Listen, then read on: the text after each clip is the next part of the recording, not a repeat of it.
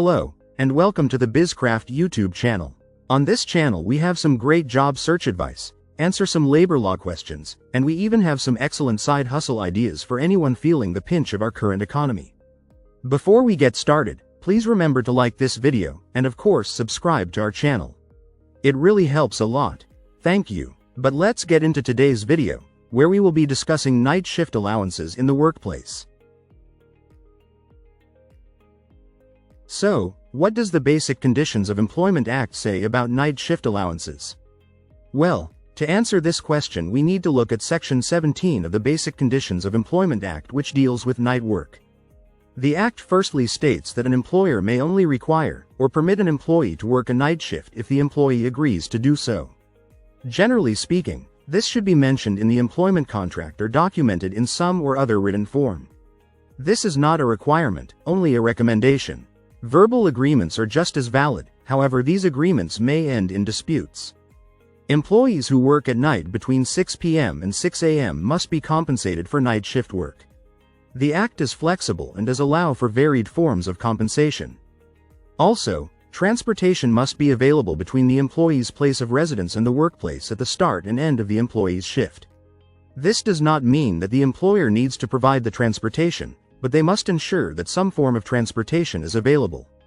Health and safety for employees working night shifts must also be taken seriously by the employer.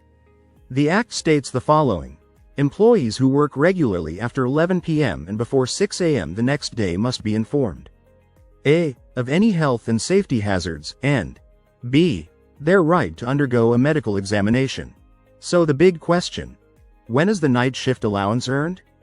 The Act clearly states that any work conducted between 6 p.m. and 6 a.m. is considered night work. It does not matter if you work a full shift or only 30 minutes during this period, you are still entitled to a night shift allowance. Remember, night shift work can only be performed if an agreement between the employer and employee exists. Ideally, this should be stipulated in the contract or by written agreement and attached to the contract. It is important to know that any employee who often works after 11 p.m. for more than 1 hour more than 5 times a month, or 50 times a year, will be classified as a regular night shift worker. This is important to remember because these employees do require more frequent health assessments. How much should you be paid for working the night shift? The Basic Conditions of Employment Act is rather flexible on this issue, and states that compensation can either be by way of compensation through a night shift allowance or by a reduction of working hours. The Act does not stipulate what the rate of compensation should be. However, the allowance ought to be set out in the employment contract and be agreed upon between the parties. Many companies offer a percentage of the worker's base salary as a night shift premium. A standard night shift premium would be anywhere between 5 to 20% of your normal wage, though this can vary across different industries and companies. A night shift allowance can also come in the form of reduced working hours. For example, the working hours of the staff member may be reduced from 9 to 7 working hours. However, they will be paid for the full 9 hours. The employer can also unilaterally stipulate what the allowance will be. This means that the employer has the right to decide what the night shift rate will be without consulting the employees. They still have an obligation to inform the employee what the rate will be before the employee works a night shift. It is always advisable that an employer consults with employees before making this decision. However, it is clear that the employer is able to make this decision without consulting staff members. Work-life balance and health implications. Night work can have long-term effects on an employee's health and work-life balance.